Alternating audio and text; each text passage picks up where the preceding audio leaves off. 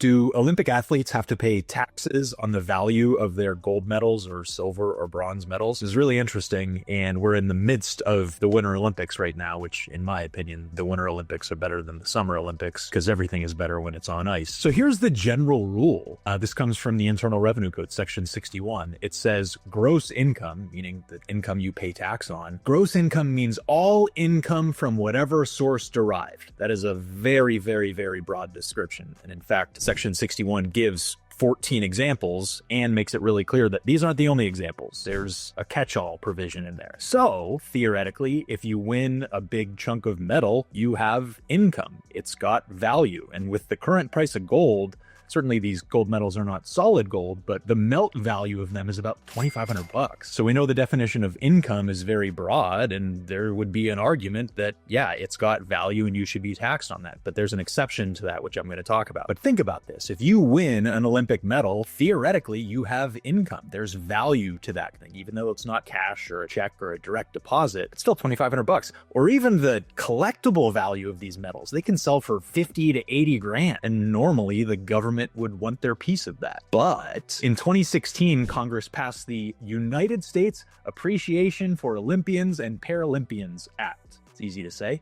And that excludes from taxes cash prizes and the fair market value of medals, as long as the athlete's adjusted gross income is under $1 million.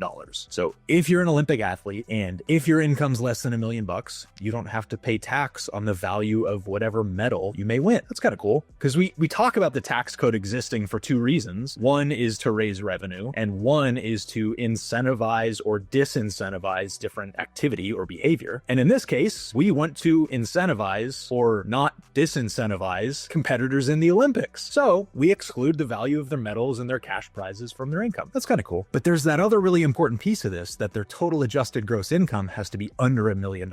And this is where actually some planning could come into place. It also reminds me of what's called the QBID deduction for business owners. There are certain types of businesses that actually don't pay tax on the first 20% of their income if they're under certain thresholds. And the good news is there are ways to legally reduce your adjusted gross income. This is part of what tax planning does, and keep you under that threshold. So if you're an athlete and you do some proactive tax planning to keep your adjusted gross income under $1 million, because once you add in things like sponsorship deals and whatever you're making on social media and stuff like that, I don't know how many of these folks are making more than $1 million, but that might not be a difficult threshold to reach. So you can plan to keep your income under that if you do it properly. The other thing that I find really interesting about the current Olympic Games, Winter Olympic Games in 2026, is apparently these medals are kind of fragile and they're breaking. I don't know if that affects the value. And if we got folks over that $1 million threshold that are paying tax, maybe we can make an argument that they're actually worth less and they should pay less tax on these things if they're above that threshold.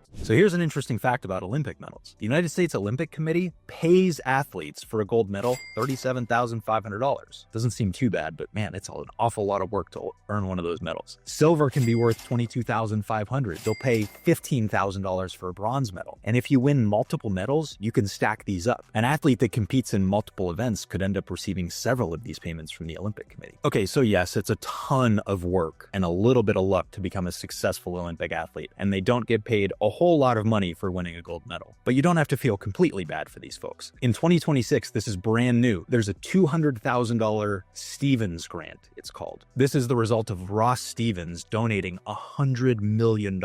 Now, this ends up being a $100,000 payment when the athlete turns 45, and another $100,000 to their family when that athlete dies. It doesn't make any difference whether they medaled or not. This is just for being an athlete in the Olympics. That's pretty cool, although it's going to be income a long, long time from now. Unfortunately, when that income hits, or especially that first payment when the athlete turns 45, it is ordinary income. It is going to be taxable at that point. When it's payable on death to the athlete's family, then they're going to have some tax implications that they need to deal with as well. And some of these athletes that are maybe only in their teenage years that are looking at a $100,000 payment 25 or 30 years from now, it's probably going to have to be part of their planning as they grow up and get older. All right, so let's talk about one of every American's favorite stories from this year's Winter Olympics. Olympics, the men's hockey team won the gold medal for the first time since 1980. I think it was the most highly watched American sporting event in history, and it makes sense. And it was a heck of a game. It delivered on the promise. I've been talking about this a lot, and everybody's asking me, oh, do you think they'll make another movie like Miracle? And I don't think they will. The Miracle on Ice, that was a bunch of amateurs, young kids from America playing against the Russians, or the Soviets. This year's gold medal game, it was professional athletes playing against professional athletes. A lot of these guys are in the National Hockey League. Some of them I think may have been in college or recent graduates. A lot of these folks are easily going to blow past that $1 million threshold. Some of these stars are making $8 to $10 million a year already. So their $37,500 gold medal bonus is going to be fully taxable for them. But if we can compare that to a college kid who maybe doesn't get a lot of NIL money or a lot of endorsement deals, he's going to end up paying no tax on that same check. Here's another issue. Some of the states follow different rules than the federal government on this. So for example, in California, they don't honor that exemption from income for the payments for the gold medals. So for everybody, if they're a citizen of California and they get that 37 grand for winning a gold medal, that's going to be taxable in the state of California. And this is a trap for a lot of people. This is true. Different states have different rules that are not equivalent to the federal rules. We see this happen with like 1031 exchanges where it can be exempt from federal income, but not state income. So this is something to watch out for as well. You really need to take a close look at your residence and where you may end up owing some additional state tax, which we know is a huge issue for business owners that have employees in locations in various states. And frankly, this is a sleeper issue that a lot of athletes don't even know about. They're going to find out the hard way in April. Now, if you've also gone down the gold medal rabbit hole like I have, you've probably gone on eBay looking for some of these things. So what happens when an athlete sells their gold medal? Some of these things have huge sentimental value and can sell for way more than the $37,500 or even way more than the value that the medal itself is worth. So if a living athlete sells their medal, they're going to have to look at the original cost of that medal, their basis in it, which was basically zero, and all of that sales price will be recognized as gain. This could create a huge tax problem for them. Now, the good news is it could be qualified as a capital gain if you've held on to your medal long enough, meaning that you're going to pay a lower capital gains tax rate than you would an